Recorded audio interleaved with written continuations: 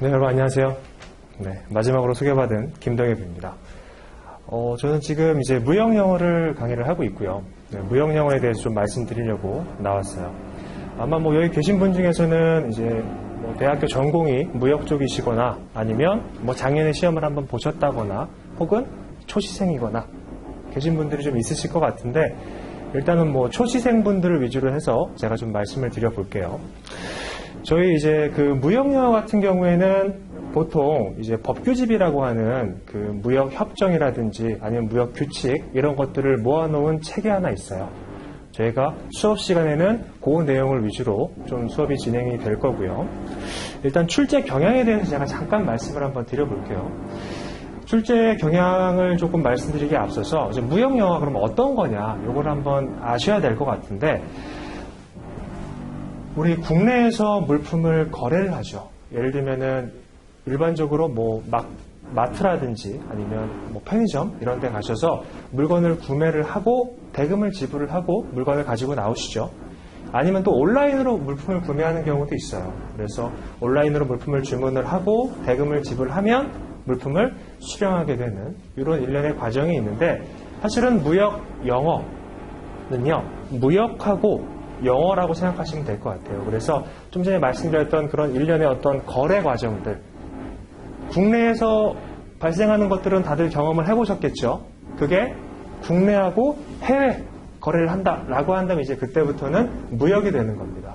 그래서 그런 과정들에 대해서 어떠한 절차로 무역이 이루어지고 그 거래 과정에서 어떠한 협정, 그 다음에 규칙들이 적용이 되느냐 요걸 파악한 다음에 실제로 시험에 나오는 것들은 그 협정이나 규칙들이 시험 문제에 출제가 된다라고 보시면 될 것 같아요. 그래서 크게 우리가 나눠볼게요 한번. 무역을 계약을 체결을 하고 그 다음에 대금 결제 과정이 있을 거고 그 다음에 운송 과정 그리고 보험 과정 그리고 계약이 최종적으로 종료가 되는 과정 보통 이렇게 5가지를 놓고 본다라고 한다면 제가 지금 뭐 협정이나 규칙에 대한 명칭들을 말씀드리는 거는 크게 의미는 없을 것 같고 보통 이쪽에서 한 40문제 중에 한 25문제 정도 이런 식으로 좀 출제가 되는 편이에요. 이쪽에 앞에서 좀 많이 출제가 되죠. 그리고 운송 파트에서는 한 뭐 7문제에서 10문제 정도. 그리고 보험 파트도 한 5문제 정도. 종료 파트도 한 2문제.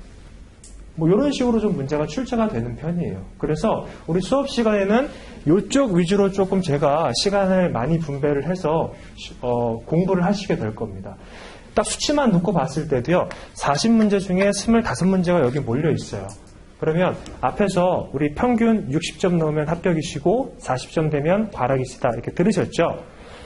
40문제 중에서 25문제만 제대로 공부하셔서 이 중에 20문제만 맞춰도요. 몇 점이에요? 50점이에요. 그렇죠?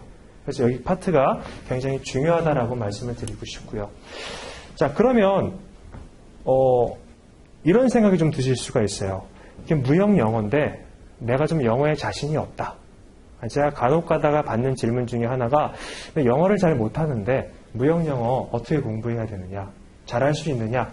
이렇게 좀 물어보시는 분들이 계세요. 내가 영어를 잘한다라고 하면서 물어보시는 분들은 없거든요. 근데 이제 조금 자신이 없으신 분들은 이렇게 여쭤보시기도 하는데, 타이틀이 무역 영어인 건 맞는데, 영어 실력 자체가 그렇게 중요한 시험은 아니에요.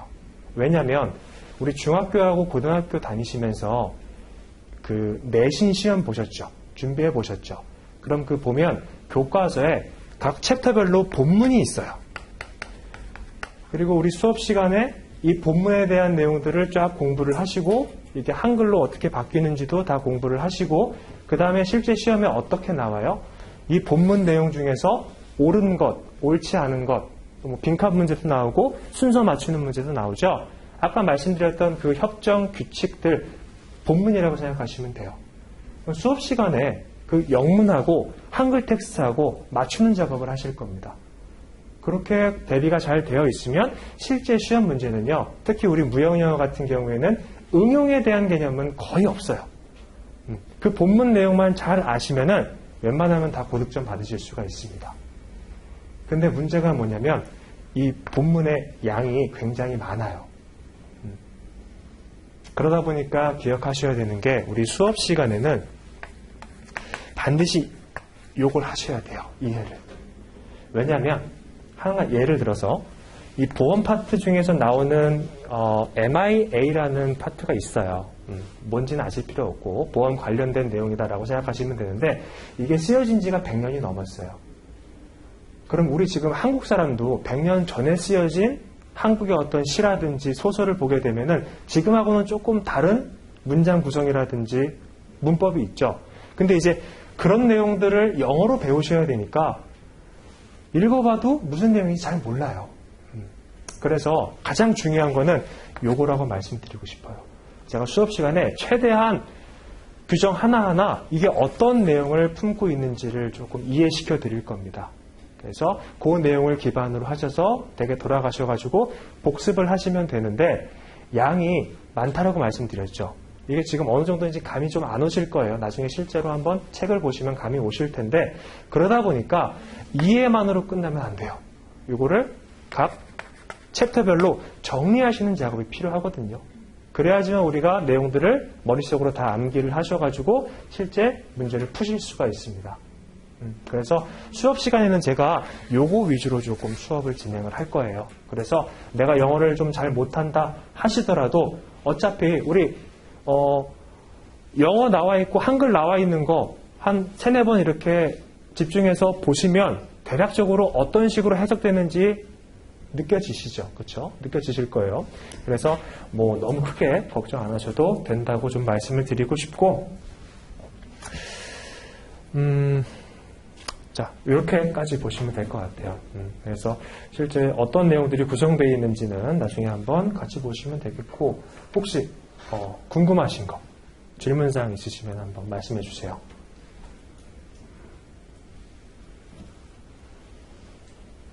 없으세요?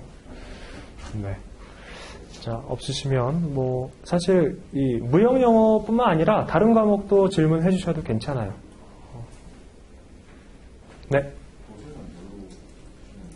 교재는 저희 무역 영어 같은 경우에는 2개가 나가거든요. 하나는 기본 교재하고요. 그 다음에 좀 전에 말씀드렸던 법규집 교재가 있어요. 이게 굉장히 두껍고 실제 시험에서 한 37에서 38문제 정도 파트가 구성되어 있는 부분이고 근데 요거는 정말 말 그대로 무역 법률, 법 규칙이에요. 그러다 보니까 무역에 대한 이해가 전혀 없이 요걸 보게 되면은 이해가 하나도 안 되겠죠. 그래서 무역 전반적인 내용을 같이 한번 공부하실 기본 이론 교재가 하나 있습니다. 요거는 그렇게 우리가 심도 있게 공부하지는 않으실 거예요. 대략적으로 어떤 내용이다 정도만 보실 겁니다. 네, 또 없으신가요? 뭐 다른 과목도 괜찮습니다. 네. 온라인 강의랑 실제 학원 강의랑 뭐 차이가 많이 나나요? 차이, 실제 내용적인 면에서는 차이가 아예 없고요. 이제 수강하시는 분의 성향에 따라서 조금 달라질 것 같아요. 각각의 장점을 좀 말씀을 드리면, 실강 같은 경우에는 현장에서 직접 이제 강사하고 커뮤니케이션 하시면서 공부를 하시니까 조금 더 집중도가 올라갈 수가 있겠고, 내가 온라인 쪽으로 공부를 집중하고 싶다라고 하시는 분들은 시간 제약 없이 여러 번 반복해서 들으실 수가 있죠. 그래서 성향에 따라서 선택을 하시면 될 것 같아요. 네, 잠시만요. 그러면 이제 저는 여기까지 하도록 하겠습니다. 감사합니다.